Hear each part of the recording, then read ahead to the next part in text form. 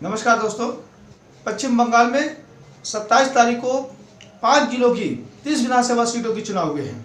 उसमें 73 लाख मतदाताओं ने हिस्सा लिया है। आइए हम उस विधानसभा जो चुनाव हुए हैं उस पर चर्चा करते हैं। अब हमें ये देखना है इसमें इस चुनाव में मतदान प्रतिशत बहुत बड़ा है। ओवरऑल 79.79% मतदान हुआ है और ये एक बहुत बम्पर वोटिंग है। अब ये देखना है कि इस बम्पर मतदान प्रतिशत से टीएमसी की ममता बनर्जी बीजेपी पर क्या असर पड़ता है। क्या बढ़े हुए मतदान प्रतिशत से इन पार्टियों पर कोई प्रभाव पड़ेगा?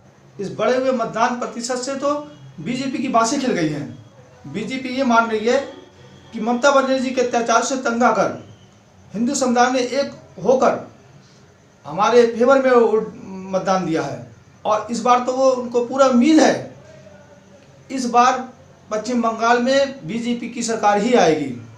इस बार पश्चिम बंगाल में सबसे ज़्यादा उत्साह बीजेपी में है। क्यों भाई? खोने के लिए कुछ नहीं है उनके पास, पाने के लिए पूरा मैदान खाली पड़ा है।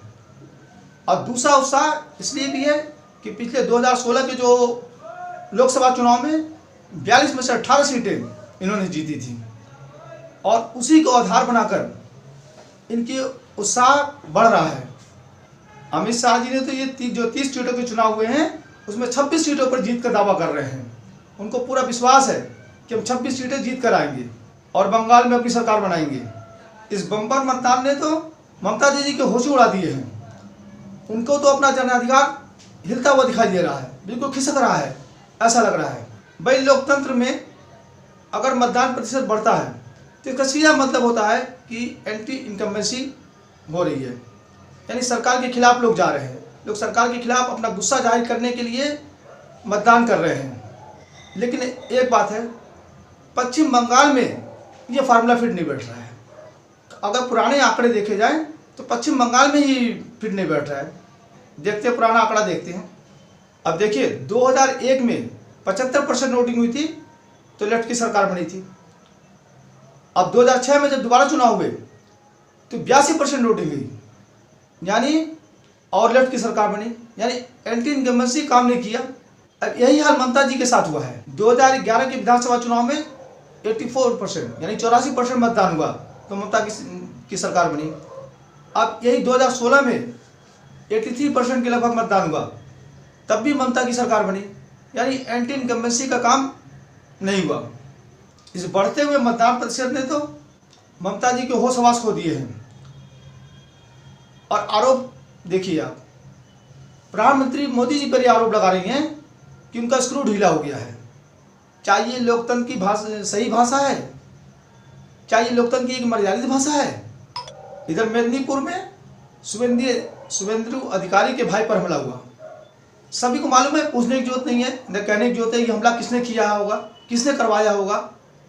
देश की जनता समझदार है। अब ममता जी के हताशा कालम देखिए। मोदी जी बांग्लादेश में गए हैं, वहाँ मथुरा समुदाय को संबोधित कर रहे हैं, उनके मंदिरों में दर्शन कर रहे हैं, तो इसको भी मुद्दा बना रही हैं कि मोदी जी को इस समय नहीं जाना चाहिए, ये चुनाव नियम का उल्लंघन है। क्यों भाई? लगता है मोदी जी और अमित शाह के जादू ने चुनाव में मतदान प्रतिशत बढ़ा दिया है। और अभी जो पहले चरण में ये हाल है तो बाकी 7 चरण भी तो हैं। 7 चरण में ममता जी का क्या हाल होगा? हम सभी जानते हैं ये पश्चिम बंगाल का जो इलेक्शन है ये केवल रोहिंग्या और सीएए के मुद्दे पर लड़ा जा रहा है। अमित शाह जी ने अपने हर चुनावी सभा में कहा है कि रोहिंग्या के मुद्दे को, रोहिंग्या को बाहर करेंगे।